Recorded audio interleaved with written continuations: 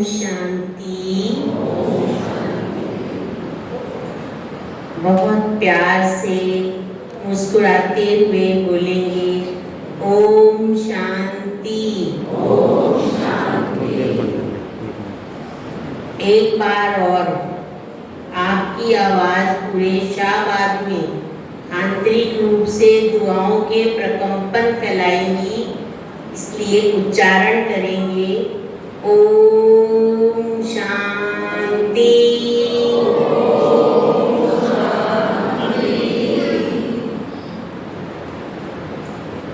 हमने ये दो शब्द जो उच्चारण किए और इनके अगर हम देखें तो पिछले 2 घंटों से आप सब इस शब्द के स्वरूप में टिक कर इस सभा में बैठे हुए हैं, क्योंकि ओम अर्थात आत्मा, शांति अर्थात शांति मुझ आत्मा का स्वधर्म है।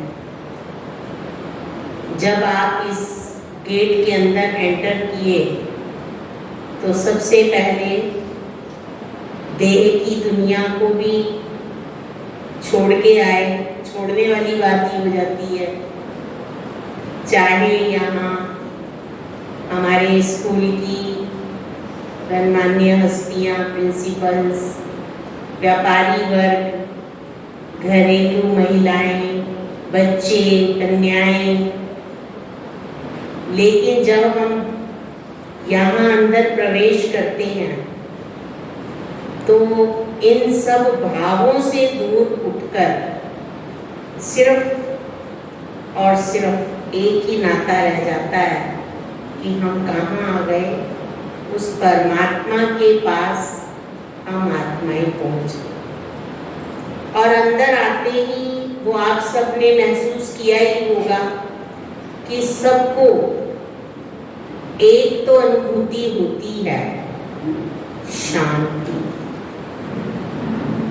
आज हम जिस विषय को लेके यहाँ पर लॉन्चिंग कर रहे हैं, ये विषय बहुत आज के समय की आवश्यकता के अनुसार पुकार है, आत्माओं की पुकार।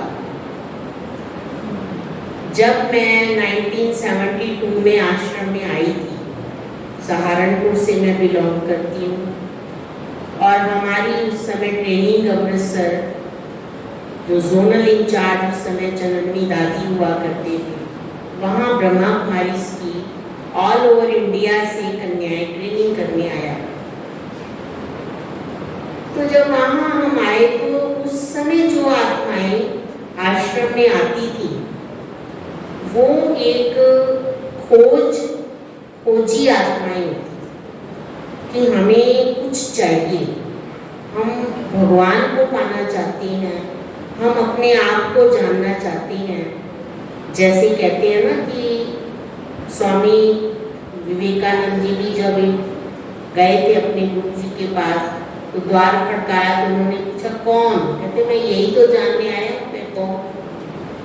तो उस समय जो आत्माएं आती थी हमारे पास, चाहे मेरी उस समय शारीरिक आयु छोटी थी तो बड़ी दीदियों को भी देखते और सुनते थे, धीरे धीरे हम भी बड़े हो गए और समझने लगे और अनुभव करते थे कि आत्माओं की इच्छा होती थी कि हमें ये पता ही नहीं है हम कौन है। दूसरा क्वेश्चन करते थे कि हम क्यों आए हैं इस संसार में। तीसरा क्वेश्चन ये करते थे कि आए हैं तो क्या बस यही कुछ करके चले जाएंगे, बस जीवन का यही एक लक्ष्य है कि हम बस आए हैं, सुबह को हम गृहस्थी माताएं जो घरों में रहती हैं उनको सुबह से लिस्ट उनकी फिक्स होती है, चाय देनी है, बच्चों को स्कूल भेजना है, उसके बाद ऑफिस भेजना है या पति को लंच पैक करके देना, बच्चों का करना है, ऐसे रात तक की उनकी एक दिनचर्या फिक्स है। उस समय जॉब तो बहुत कम लोग करती थी, लेडीज, जेंट्स का, बच्चों का, घर का काम सारा मैनेज होता था और फिक्स होता था। लेकिन उनके मन में ये क्वेश्चन उठता, बस यही कुछ करके चले जाएंगे हम। उसके बाद क्या हुआ, चलो एक परिवर्तन आया समाज में, महिलाएं भी नौकरी करने लगी, बड़ी खुश हुई, वाह हम तो इंडिपेंडेंट हो गए, सेल्फ स्टैंड हो गए, अब हमें किसी के आगे हाथ नहीं फैलाना पड़ेगा, अब अच्छा है, अधीनता नहीं तो पति से मांगो, ससुर से मांगो, बेटे से मांगो, कोई दे ना दे, मन खराब मूड खराब, वो भी समस्या हल हो गई। धीरे धीरे उनके मन में ये क्वेश्चन उठने लगा, बस यही हमारी लाइफ है क्या, टारगेट यही है हमारा, कि पहले तो सिर्फ हम घर का काम मैनेज करते थे, अब प्लस घर का काम प्लस ऑफिस या स्कूल जो भी जॉब हम करते हैं, उसके बाद रात हो गई, सो गए। यहाँ तक एक दिनचर्या का लिंक था। तीसरा पड़ाव हमारे देखते देखते ये आया, फिर लोगों ने प्रश्न करना शुरू किया कि बस क्या हम ऐसे ही संसार से चले जाएंगे, कि हमारा बचपन तो माँ बाप के पास बीत गया, उनके संरक्षण में निकल गया, तब सोचा करते थे कि जब हम अपने उसमें जाएंगे ना, अपने सेल्फ स्टैंड हो जाएंगे, फिर माँ बाप की किचकिच से दूर हो जाएंगे और हम बड़े सुखी हो जाएंगे, खुश रहेंगे। वो भी बीत गया, अब हम ये कर रहे हैं, अब हमें ये लगता है कि बचपन ऐसे बीता, जवानी ऐसे बीत गई, बच्चों की अब हमने शादियां कर दी, अब हमारे बस जीवन का यहाँ तक ही लक्ष्य है, वो भी बात पूरी हो गई। हम उनको वैसे ही समय प्रति समय जैसी जैसी जनरेशन आई, जैसे जैसे बेचारे भाई बहनों की समस्याएं आती थी, जैसे जैसे उनको ज़रूरत थी हम सबसे सहयोग की। ये तो टॉपिक आज रखा गया है ना, कार्य तो ये शुरू हुए 1937 से ही शुरू हो गया था, ब्रह्मा बाबा के द्वारा उस भगवान ने ये कार्य शुरू कर दिया था, क्योंकि आत्माओं को अपने अपने समय के अनुसार जैसी जैसी उनकी आगे परिस्थितियां थी, वैसी वैसी उनकी रिक्वायरमेंट पूरी शिव बाबा इन कन्याओं बहनों के द्वारा कराते रहे। अब आज का युग है जिसमें हम और आप सब बैठे हैं। मुझे याद है हमारे पड़ोस में फरीदकोट एक परिवार है, उसकी 9 बेटियां, ये लड़के की इच्छा में 9 बेटियां, 2 मर गई, 7 रह, और वो परिवार 7 बेटियों की माँ और 7 बेटियों का वो पिता इतने खुश रहते, टायर पंचर का वो काम करता, ब्राह्मण थे, इस कारण ब्राह्मण होने के नाते एक ब्राह्मण है, फिर ब्राह्मणों की कन्याएं हैं, उस तरह से वो लोग उनको देते भी थे, तो इस वजह से वो खुश रहते थे। और कभी वो एक घर में कुकर लेके आए ना, दीदी जी आज हम अपने यहाँ कुकर लेके आए हैं, फोल्डिंग चारपाई लेके आए, दीदी जी आज हम हमारे यहाँ फोल्डिंग चारपाई लेके आए हैं। तो हमारे पड़ोस में एक कोठी है, वो करोड़पति अरबोपति माता की, कहती दीदी हम लोग एसी में सोते, डनलप के गद्दे हैं, फिर भी हमें रातों नींद नहीं आती, फिर पैसे की भी कोई समस्या नहीं, हर प्रकार से ठीक है, और इनको देखो एक कुकर लेके आई है तो कितनी खुश है। इसका मतलब कि आज भी जो लोग हमारे पास आ रहे हैं उनके पास इन चीजों की कोई कमी नहीं है, धन से भी संपन्न है, वो घर में सब प्रकार के सुख सुविधाएं हैं, साधन हैं, अब गड़बड़ क्या है। तो मैं एक कहानी सुनाती हूँ आपको कि सत्य कथा ही है ये। एक संत थे, वो अमेरिका में गए, तो उन्होंने भाषण किया एक टॉपिक पर, संबंध और संपर्क में सेटिस्फेक्शन, संतुष्टता, संबंध और संपर्क माने कांटेक्ट और रिलेशन में सेटिस्फेक्शन, ये उसका विषय था। तो प्रेस रिपोर्टर आ गया अगले दिन, आपको पता है सभा में कोई होंगे प्रेस रिपोर्टर, है कोई नहीं है, चलो, और उस दिन उनकी सभा में प्रेस रिपोर्टर थे, उन्होंने आके उनसे क्वेश्चन किया कि मैं आपसे थोड़ा इंटरव्यू लेना चाहता हूँ। अक्सर हमसे भी लेते हैं, आज अगर इस सभा में कोई हो तो वो हो सकता है किसी भी बहन से पूछ ले। तो उन्होंने कहा हाँ ठीक है, कोई बात नहीं, पूछिए आप क्या इंटरव्यू लेना चाहते हैं। तो उनको मुझे आपकी ना कल वो बात समझ नहीं आई कि आप क्या कह रहे थे कि रिलेशन और कांटेक्ट में क्या सेटिस्फेक्शन कैसे। तो उसने कहा अच्छा। संत ने आगे प्रेस रिपोर्टर को पूछा कि आप न्यूयॉर्क में ही रहते हैं? कहाँ जी, मैं न्यूयॉर्क। ठीक है, आपके परिवार के सदस्य भी यहाँ ही हैं? कि हाँ जी, मेरे परिवार के सदस्य भी यहाँ ही हैं। आपके घर में कितने मेंबर हैं? तो वो ना थोड़ा सा सोचने लगा प्रेस रिपोर्टर कि आया तो मैं इनका इंटरव्यू लेने, और पूछना इसने शुरू कर दिया संत ने मुझसे। कहा चलो कोई बात नहीं, नॉर्मल से क्वेश्चन है। वो भी उत्तर फिर देने लगा। कहने लगा हम 3 भाई हैं, एक मेरी बहन है, माँ मर्द की डेथ हो चुकी है, और एक मेरे पिताजी। फिर वो पूछते हैं संत कि आप और आपके पिताजी से आप कब मिले हैं? तो वो सोच में पड़ गया कि अब इस बात का क्या जवाब हो। उसने कहा लगभग 6 महीने पहले मिले होंगे, क्योंकि वो और दूसरी जगह रहते हैं। अच्छा ठीक है, कोई बात नहीं।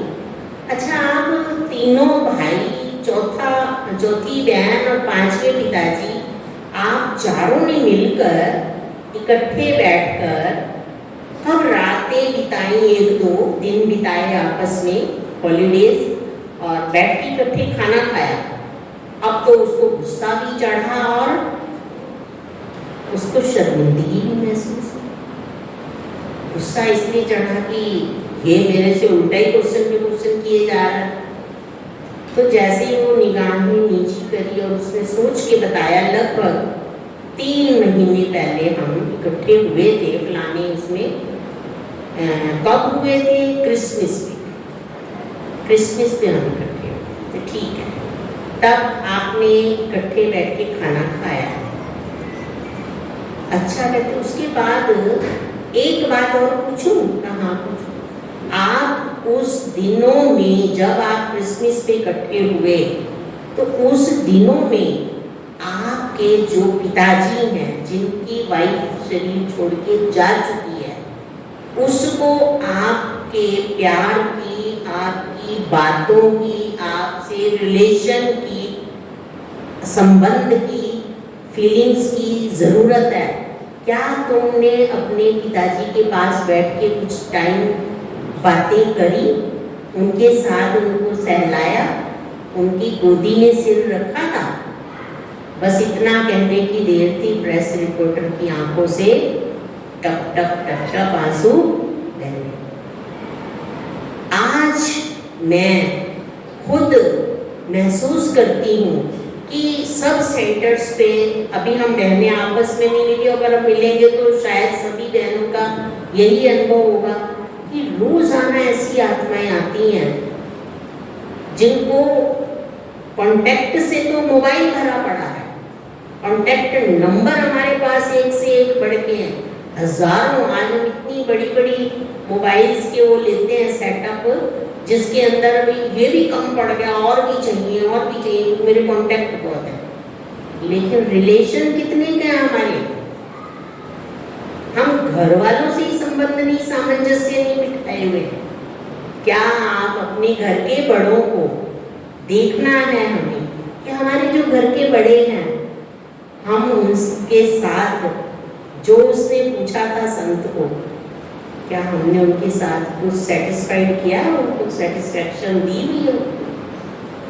फकीर चंद वैद एक अमृतसर में हुआ करते थे, हम अक्सर उनके पास दिखाया, वो नमस देख के बताया। वो कहते थे बेटा, किसी ने वहाँ भी अपनी तकलीफ बताई कि ऐसे ऐसे मेरे को ये बीमारी है, ऐसी समस्या है। वो कहता कि जवान लड़का मर गया मेरा, ऐसे उसने बताया।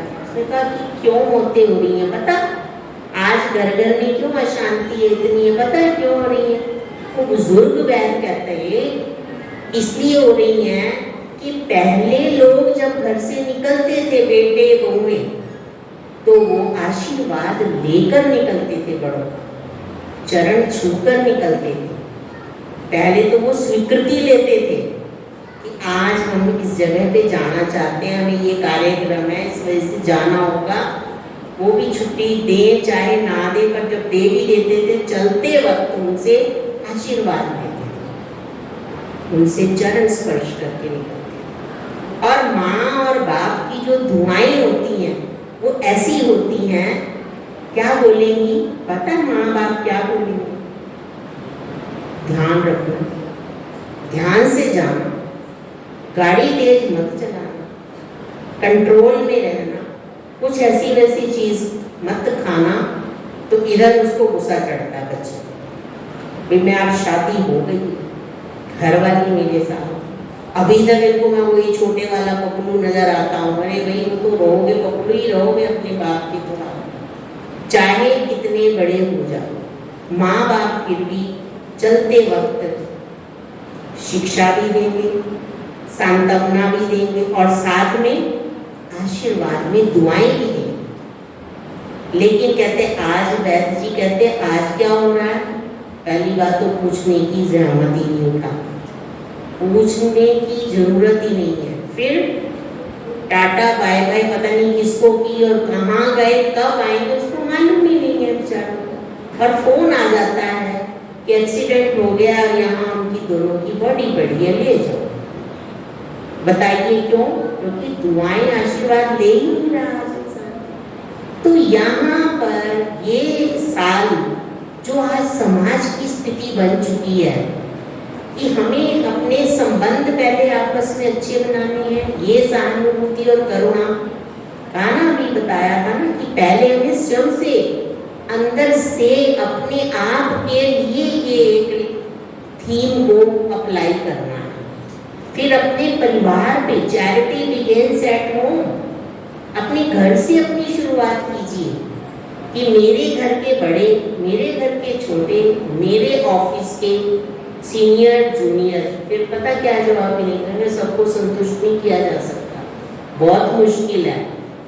जब हम ये बात नेगेटिव थॉट ही ले आएंगे तो कहाँ से पॉजिटिव होंगे? इसी के लिए आपको यहाँ मेडिटेशन का अभ्यास कराया है, क्योंकि पॉजिटिव एनर्जी का एक ही स्रोत है, वो है उस मेडिटेशन, उस सिक्का। उसकी विधि आप यहाँ सीखिए, बहनों के पास आएंगे, मन की अपनी जो भी दुविधा है वो बताएंगे, बहनें आपको ज्ञान योग से उसको समझाएंगी, आपको टेंशन फ्री करेंगी, आपके रिलेशन अच्छे बनेंगे, आपके अंदर करुणा भाव आएगा। क्यों आएगा? कि बहनों में, हम बहनों में आप सबके लिए करुणा भाव है। आज हमारे मन में सच्ची ये बातें निकलती हैं कि क्यों गृहस्थी में जब कोई आके अपनी दुख बातें बताते तो मन में आता है कि जरा जरा सी बात के लिए हम अपने घर के अंदर अशांति फैलाने की आत्माएं निमित्त बन जाती हैं। कोई बड़ी बात नहीं होती, छोटी छोटी बातों से हमारा एनवायरनमेंट खराब हो जाता है। लेकिन यहाँ बहनें आपको घर गृहस्थ में एक स्वर्ग का माहौल बनवाने के लिए ट्रेनिंग दे देंगे। अब ये छुट्टियाँ आ रही हैं, हमारा टीचर तबका पूरी छुट्टियों में लाभ ले सकते हैं। स्टूडेंट को लाएं, उनको लाभ होगा, क्योंकि नेचुरल है। आज आप टीचर बैठे हैं, इनको पता ही है कि अगर बच्चे ने पढ़ाई ना पढ़े तो भी कहेंगे टीचर का दोष है, और टीचर कहेंगे माता पिता का दोष है। माता पिता अक्सर हमारे पास, हम इतनी फीसें क्यों भरते हैं, ये लोग फीसें तो इतनी लेते हैं। लेकिन दोष किसी का नहीं है, दोष है इस समय एनर्जी का। वो एनर्जी हमें मेडिटेशन के द्वारा ही मिल सकती है। तो मैं यही आप सबको कहूँगी कि अपने अंदर वो एनर्जी भरने के लिए आप आइए। इतना सुंदर ये प्रभु अनुभूति भवन बना है। जब मैं यहाँ पहली बार ही आई हूँ, शाहबाद से तो बहुत बार जाते हैं, पर सेंटर पे इस पहली बार आई। हमारी नीति बहन, मिजिया बहन और यहाँ के लोकल भाई बहनों ने इतने प्यार से तन मन धन समय श्वास संकल्प लगाए, इतनी मेहनत की, लेकिन इन दीवारों से अब हमें जो खुशबू आ रही है, इनके त्याग की, इनकी तपस्या की, इनकी सेवाओं की, उस सेवाओं का महल आपको बना बनाया मिल गया। अब आपने और मेहनत नहीं करनी। इन्होंने तो मैं समझती हूँ टेक टाइम होगी भाई, हम भी ऐसे करते हैं, जब सेवा भवन बनता है तो सब बहुत मेहनत करते हैं। अब आप सब भाई बहनें जो अब आ रहे हैं, आप सोचेंगे वाह ये तो बहुत सुंदर है। नहीं, इसकी नींव के नीचे जिन आत्माओं ने सिर दिया है, तन मन धन समय श्वास संकल्प लगाए हैं, तो मैं उन आत्माओं को अपनी ओर से आभार व्यक्त करती हूँ, उन सबका शुक्रिया अदा करती हूँ, स्वागत करती हूँ उन आत्माओं का, क्योंकि वो गुप्त पुरुषार्थी हैं। मैं तो जानती नहीं कि यहाँ कौन कौन समय देता रहा, कौन कौन धन देता रहा और श्वास लगाता रहा, लेकिन नीति बहन, निजा बहन और यहाँ के जो भी भाई बहन हैं, इन सब का साथ ही साथ आपको अगर ये मिला है बना हुआ, अब आप इसमें लाभ लीजिए। आइए, सिर्फ आप एक बार 10-15 दिन का संकल्प कर लीजिए कि कुछ भी हो जाए। जैसे मैंने स्टार्टिंग में ये बात कही थी ना कि क्या हम बस यही करने आए हैं। आप 24 घंटे ना मान के समझ लीजिए कि मेरी लाइफ में 23 घंटे हैं समाज की सेवा, घर की सेवा, अपने परिवार की सेवा, अड़ोसी पड़ोसी की सेवा, लेकिन उससे पहले सेल्फ मैनेज करना है। उसके लिए मुझे 1 घंटा निकालना है। आप स्वयं जब समृद्ध हो जाएंगे, सेल्फ मैनेज कर लेंगे, तो बाकी तो सारी मैनेजमेंट सही हो ही जाएगी। ऐसी मंगल कामना, शुभ कामना मैं करती हूँ और इस भवन के लिए पुनः बहुत बहुत बहुत बधाई देती हूँ। बधाई हो, मुबारक हो। ओम शांति।